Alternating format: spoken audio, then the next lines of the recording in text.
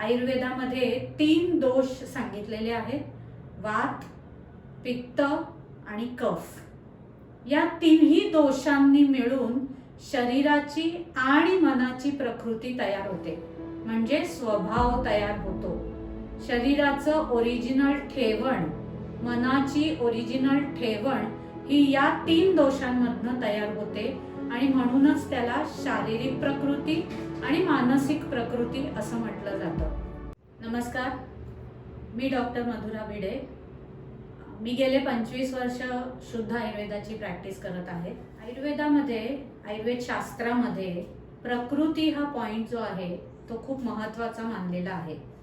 चिकित्सेसाठी म्हणा, आहाराचं प्लॅनिंग करायला म्हणा, काही व्यायाम करायचा असेल तर त्याच्यासाठी प्लॅनिंग म्हणा, किंवा याची आखणी करताना म्हणा, तर आपल्याला प्रत्येक वेळेस प्रकृती महत्त्वाची समजली जाते. प्रकृती म्हणजे काय हा खूप मोठा प्रश्न आहे. आयुर्वेद तज्ञांना याबद्दल माहिती असते, पण सामान्य लोकांपर्यंत ही माहिती पोचावी म्हणून आजचं आपलं हे सेशन आहे. तर प्रकृती म्हणजे काय? तर प्रकृती म्हणजे शारीरिक आणि मानसिक कॅरेक्टरिस्टिक्स, म्हणजे शरीराचा आणि मनाचा ओरिजिनल स्वभाव, याला म्हणतो आपण प्रकृती, असं आयुर्वेद शास्त्रात सांगून ठेवलेलं आहे. म्हणजे काय? हा स्वभाव कधी होतो, कसा येतो, हे सुद्धा माहिती असणं गरजेचं आहे ना.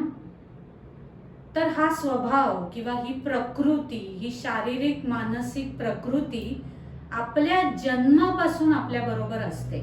म्हणजे कधी? तर गर्भ अवस्थेमध्ये ज्या वेळेस कन्सेप्शन होतं त्यावेळेस पासून प्रकृती निर्माण होते. आयुर्वेदामध्ये 3 दोष सांगितलेले आहेत. वात, पित्त आणि कफ. या तिन्ही दोषांनी मिळून शरीराची आणि मनाची प्रकृती तयार होते, म्हणजे स्वभाव तयार होतो. शरीराचं ओरिजिनल ठेवण, मनाची ओरिजिनल ठेवण ही या 3 दोषांमधनं तयार होते आणि म्हणूनच त्याला शारीरिक प्रकृती आणि मानसिक प्रकृती असं म्हटलं जातं. आता याच्यामध्ये ज्या वेळेस बाळाचा जन्म होतो त्यावेळेस आई वडिलांचा आहार किंवा आई वडिलांचा विहार किंवा आई वडिलांचे जीन्स, या तिन्हीनी मिळून त्या बाळाची प्रकृती तयार होते आणि ही प्रकृती आयुष्यभर असते. आता या प्रकृतीमध्ये वात, पित्त आणि कफ या तिन्ही दोषांचा कॉम्बिनेशन्स असतात. कधी कधी वात जास्त, कधी कधी पित्त जास्त, कधी कधी कफ जास्त, पण हे तिन्ही दोष त्या प्रकृतीमध्ये असतातच.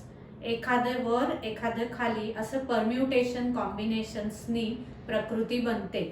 तर या वाताची, पित्ताची आणि कफाची काही कॅरेक्टरिस्टिक्स आयुर्वेद शास्त्रात सांगून ठेवले आहेत आणि त्या कॅरेक्टरिस्टिक्स प्रमाणे आपल्याला व्यक्तीची प्रकृती ओळखता येते.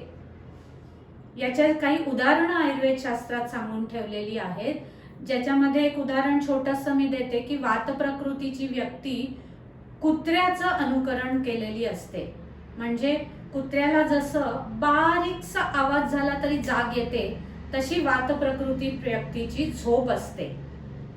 कुठेतरी खुट आवाज होतो आणि या व्यक्तीला जाग येते, याला त्या व्यक्तीची वात प्रकृती म्हणतात. पण याचा अर्थ त्या व्यक्तीला झोपेचा आजार आहे आणि तो वाताचा आहे असं समजणं मात्र चुकीचं ठरेल. त्यामुळे प्रकृती ही कन्सेप्ट वेगळी आहे आणि विकृती ही कन्सेप्ट वेगळी आहे. प्रकृतीने आपल्याला त्रास होत नाही, तो आपला ओरिजिनल स्वभाव आहे, शरीराचा स्वभाव आहे. आणि विकृती म्हणजे आजार, याने आपल्याला त्रास होत असतो, याने आपल्याला वेदना होत असतात, शारीरिक म्हणा मानसिक म्हणा. त्यामुळे प्रकृती आणि विकृती यातला भेद समजून घेणं महत्त्वाचं आहे. जन्मापासून जे आपल्या बरोबर आहे त्याला प्रकृती म्हणतात. म्हणजे कन्सेप्शन काळापासून, गर्भ अवस्थेपासून जे आपल्या बरोबर आहे त्याला प्रकृती, त्याला स्वभाव म्हणायचं. आजार ट्रीट करताना सुद्धा आम्हाला याचा फायदा होतो. उदाहरणार्थ, एखाद्या व्यक्तीची प्रकृती पित्ताची आहे. जनरल लोक हल्ली पित्त प्रकृतीची आहे, माझी प्रकृती पित्त आहे असं सांगून मोकळं होतात. पण यात महत्वाचं लक्षात ठेवायला हवं की पित्त प्रकृती म्हणजे पित्ताचा शरीराला त्रास होणार नाहीये.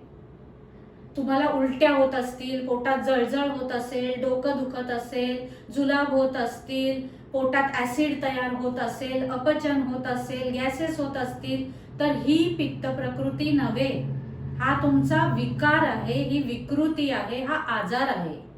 आणि पित्त प्रकृती म्हणजे काय की ज्याला घाम जास्त येतो, ज्याच्या शरीराला हात लावला तर शरीर अनेक वेळा गरमच लागतं, कायम गरम लागतं, त्याला उन्हाळा सहन होत नाही, ज्यामध्ये बुद्धीचं चातुर्य जास्त असतं, वाक चातुर्य जास्त असतं, अशा बऱ्याच कॅरेक्टरिस्टिक्सने पित्त प्रकृती तयार होते आणि हा आजार नसतो.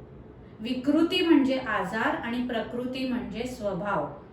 पण यामध्ये जर प्रकृती तुमची पित्ताची आहे आणि तुम्ही तुमची प्रकृतीला अनुरूप असं काही गोष्टींचं सेवन म्हणजे तुमचा आहार म्हणा, विहार म्हणा, हा तसा मॅनेज केला नाही तर मात्र पुढे जाऊन तुम्हाला अनेक प्रकारचे आजार होऊ शकतात आणि त्यामध्ये परत तुम्हाला पित्ताचा आजार पण होऊ शकतो किंवा वाताचा होऊ शकतो किंवा कफाचा होऊ शकतो.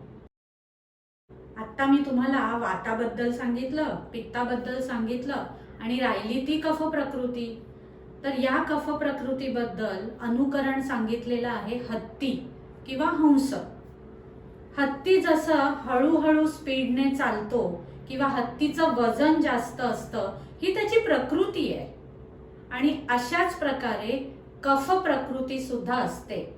म्हणजे त्यांच्या चालण्यावरनं आपण ओळखू शकतो की ही व्यक्ती कफ प्रकृतीची आहे, बोलण्यावरनं ओळखू शकतो, त्यांच्या आहार पचन क्षमतेवरनं ओळखू शकतो किंवा त्यांच्या बुद्धीवरनं आपण ओळखू शकतो, शांततेवरनं ओळखू शकतो, धैर्यावरनं आपण ओळखू शकतो. हे सगळे कॅरेक्टरिस्टिक्स मिळून प्रकृती बनते.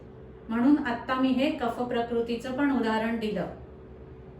आता सगळ्यात महत्वाचं, प्रकृती जाणून घ्यायला हवी ना, माझी प्रकृती काय हे समजलं तर तुम्ही तुमचा आजाराशी रिलेटेड आणि प्रकृतीशी रिलेटेड आहार विहारांचं प्लॅनिंग करू शकाल. तर हे जाणून घेण्यासाठी आमच्या टीम म्हणजे रिकोवा लाईफ क्लिनिक्सच्या टीम मधले जे डॉक्टर्स आहेत ते तुम्हाला मदत करणार आहेत.